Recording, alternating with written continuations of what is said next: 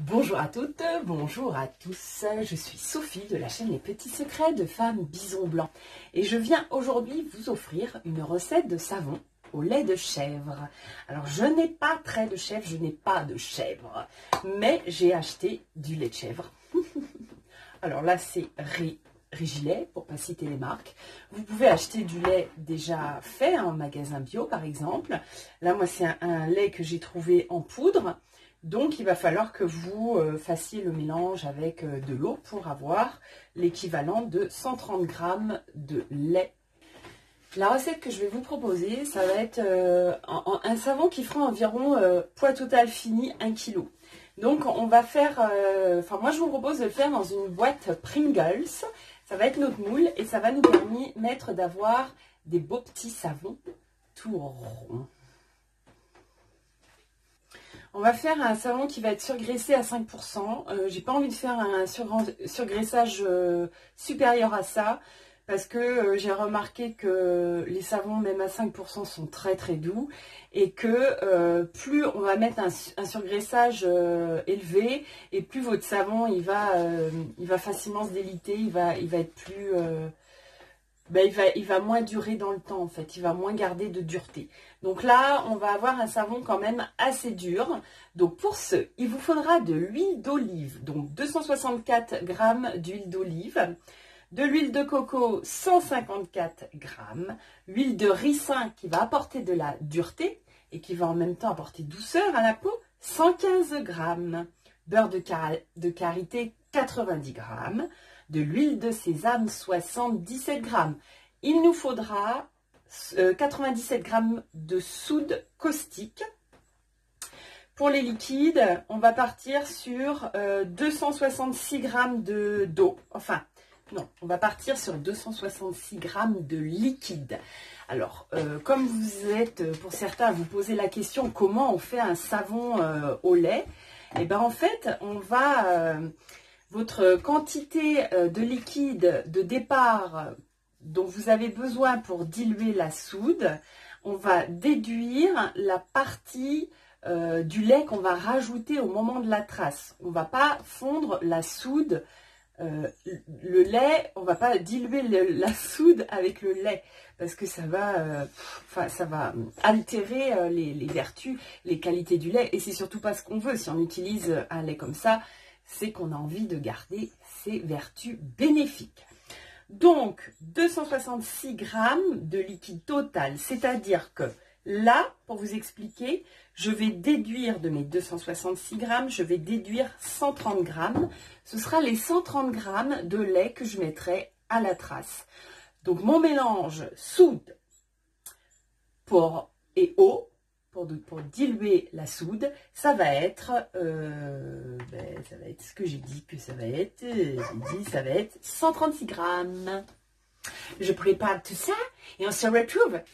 Alors mes chers amis, nous allons commencer par diluer la soude dans l'eau.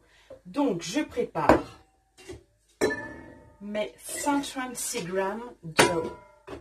Je fais la tare.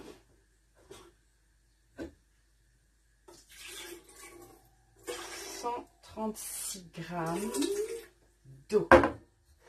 Après, je vais préparer mes 97 g de soude caustique. Alors, j'ai protégé, hein.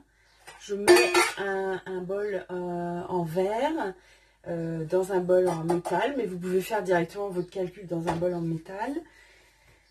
Donc, 97 g. Là, il ne faut pas se louper. Voilà.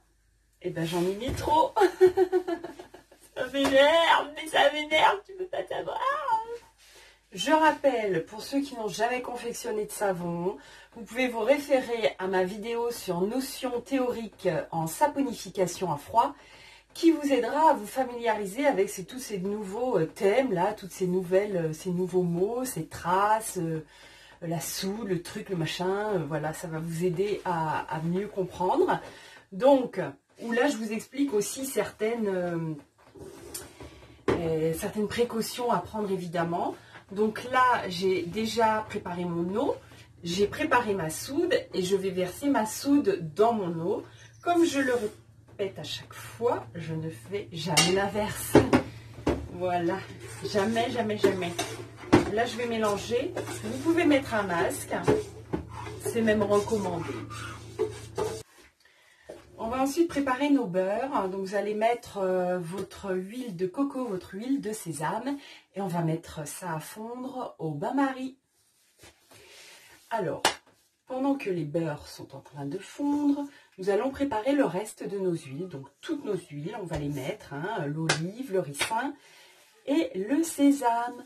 Alors moi, ce que je vous recommande toujours de faire, c'est de prendre un récipient à part, de compter votre huile d'olive, de la mettre dedans, de compter à part votre sésame, de la mettre dedans, etc. etc. Parce qu'il suffit qu'il y ait un problème de balance ou quoi, et du coup, vous ne savez plus, c'est mélangé, donc ça peut être embêtant. Donc voilà, ça c'est par sécurité, il vaut mieux faire ça. Je profite de ce petit moment pour vous parler du lait, la quantité de lait. Donc c'est vrai que moi je suis partie sur une quantité assez importante. 18% pour un savon au lait, c'est pas mal déjà. Je vous recommande de ne pas faire plus que ça, à moins que vous sachiez très bien comment faire. Parce que sinon, votre soude, ça va être plus compliqué pour la diluer. Il y aura moins d'eau pour la diluer. Donc, vous pouvez par contre diminuer. Si vous n'avez pas suffisamment de lait, vous pouvez tout à fait passer à 10% de lait. Donc, à ce moment-là, vous faites la déduction et effectivement, vous rajoutez plus d'eau au mélange de la soude. J'espère que c'est clair. J'espère que c'est bien clair. Si tu as un doute sur ce que je te dis, tu m'envoies un petit commentaire et je t'expliquerai. Ok? Je t'expliquerai. Ensuite, quand tes beurres ont suffisamment fondu, bah, tu vas les rajouter au reste de la préparation. Et là, il va falloir attendre, oui, il va falloir patienter, il va falloir attendre en fait que du coup tes huiles refroidissent. Il faut qu'elles soient au maximum à 30 degrés, entre 20 et 30 degrés en fait. Et il faut également que ta soude soit entre 20 et 30 degrés. Il faut qu'il y ait une différence d'écart maximum de 2 degrés. Donc par exemple, si ta soude elle fait 25 degrés, il faut que tes huiles elles fassent soit 27 ou soit 23, mais tu vois qu'il n'y ait pas trop d'écart. Donc je vais verser maintenant ma soude dans mes huiles.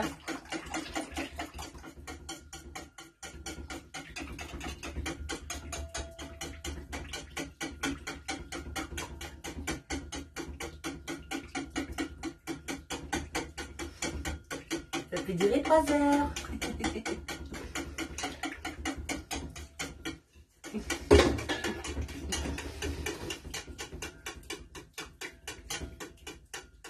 T'en as marre, hein? Ça va être le moment de passer un petit coup de fouet à main pour atteindre la trace.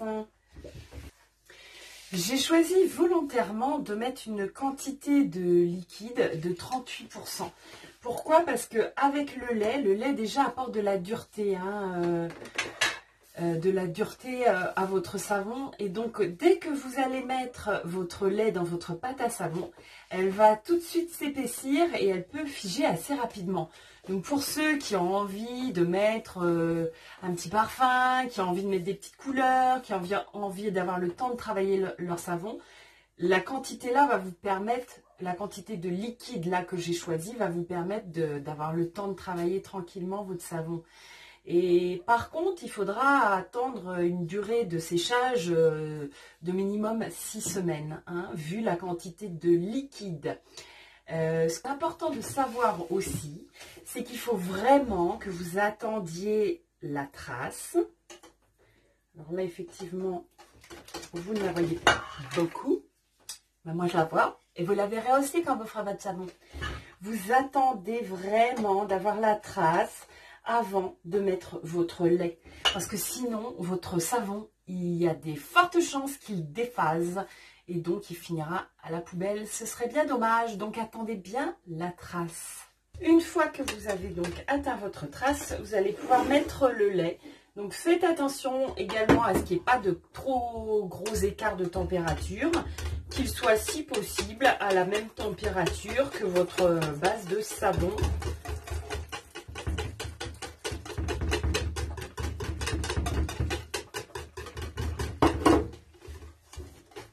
Voilà.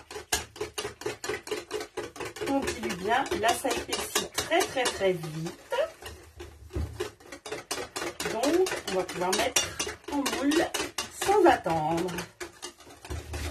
On attend quand même que ce soit bien dilué. Vous pouvez repasser un petit coup de fouet si jamais vous avez un doute. Voilà, ma petite boîte de Pringles toute prête. Donc, la boîte de Pringles est remplie. Il reste un petit peu de savon. Donc, si vous avez des petits moules. Alors voilà, on va laisser poser donc notre savon pendant, vous le démoulez pas avant 48 voire 72 heures. Hein, ou 24 heures, ça fait trop court. Là, vous attendez parce qu'il est assez liquide. Vous allez de ce fait couper avec un petit couteau. Vous allez voir qu'il y a déjà des petits pré-tranchages. Vous allez couper avec un petit couteau, puis après vous allez faire le tour comme ça. N'ayez pas crainte que votre savon se casse, il ne se cassera pas. Vous allez ensuite laisser poser environ, comme je vous ai dit, 6 semaines, hein, ça c'est le minimum. Il faut savoir qu'un savon, ça se bonifie avec le temps, ça gagne également en dureté, donc n'hésitez pas à le laisser poser et le laisser durcir encore. Et puis à la fin, vous obtiendrez des jolis petits savons tout ronds que vous pourrez pré-trancher. Vous pourrez aussi faire des petits tampons, par exemple, si vous avez des petites choses comme ça, que vous faites des petits tampons de marmaille, ben voilà, hop, tu fais un petit tampon sur ton savon et tu seras super content. Et moi, je serai super contente pour toi que tu te laves avec un savon que tu as fait toi-même, avec ton cœur. Je te souhaite une belle journée, une bonne saponification et je te dis à très bientôt pour de nouvelles aventures.